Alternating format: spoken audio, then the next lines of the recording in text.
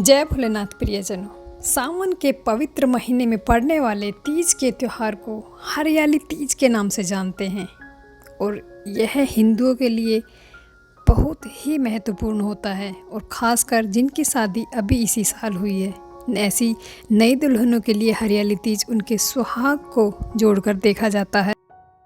यह प्रेम और उमंग का उत्सव है। हरियाली तीज भगवान शिव और माँ पार्वती के मिलन का त्यौहार है। भगवान शिव ने इसी दिन माता पार्वती की तपस्या से खुश होकर विवाह के लिए हाँ किया था।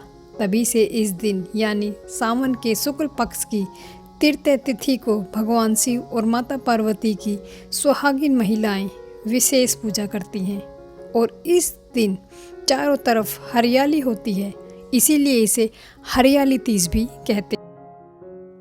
इस दिन महिलाएं अपने पति के दीर्घ आयु की कामना करती हैं।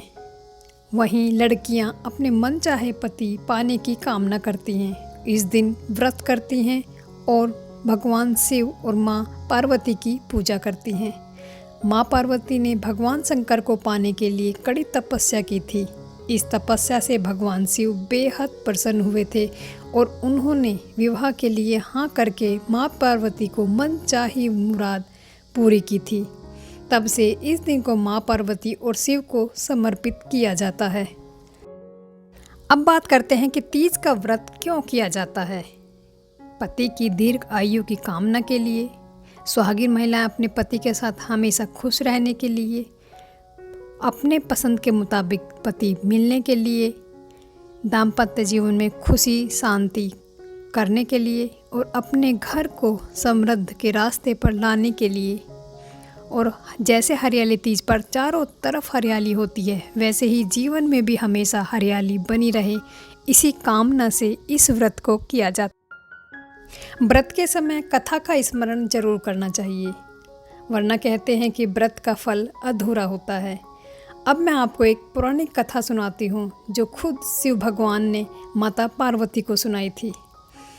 माँ पार्वती ने भगवान शिव को प्राप्त करने के लिए 107 बार जन्म लिया था और यह कथा खुद भगवान शिव ने माता पार्वती को सुनाई थी। शिव ने उन्हें बताया था कि सुनो पार्वती, मैं तुम्हें यह कथा सुना रहा हूँ जिसने तुमने मुझे प्राप्त किया था। पार्वती, तुमने मुझे पाने के लिए 107 बार व्रत जन्म लिया।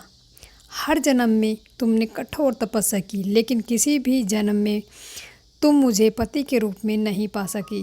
इसके बाद 108वां जन्म तुमने पर्वतराज हिमालय के घर में लिया, जहाँ तुमने सब कुछ त्याग कर हिमालय की कंदरा में जाकर मुझे पाने के लिए कठोर तपस्या शुरू कर दी। यह तपस्या इतनी घनघोर थी कि तुम्हारे पिता भी तुम पर क्रोधित हो गए। इसके बावजूद तुमने मेरा ध्यान नहीं छोड़ा और तुमने तय कर लिया कि तुम मुझे पाकर ही रहोगी। भाद्रपद शुक्ल तृतीया का वह दिन था जब तुमने शिवलिंग बनाकर मेरी पहली बार आराधना की थी। यही वह दिन था जिस दिन मैं तुम्हारी तपस्या से खुश हुआ और विवाह के लिए तुम्हारी मनोकामना को मैंने मान लिया।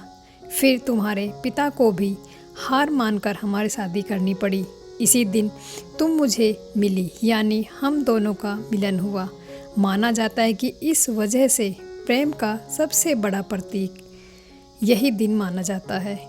भगवान शिव ने ही यह आशीर्वाद दिया था कि इस दिन जो भी महिलाएं विधि विधान से भगवान शिवलिंग की पूजा करेंगी और साथ में माँ पार्वती का पूजन अर्चना करेंगी, उन्हें उनका मनचाहा पति मिलेगा। अगर सुहागिन महिलाएं इस दिन का व्रत करेंगी तो उनके पति दीर्घ आयु होंगे। भगवान आप सबकी मनोकामनाएं पूरी करें। बोलो शिव पार्वती की जय।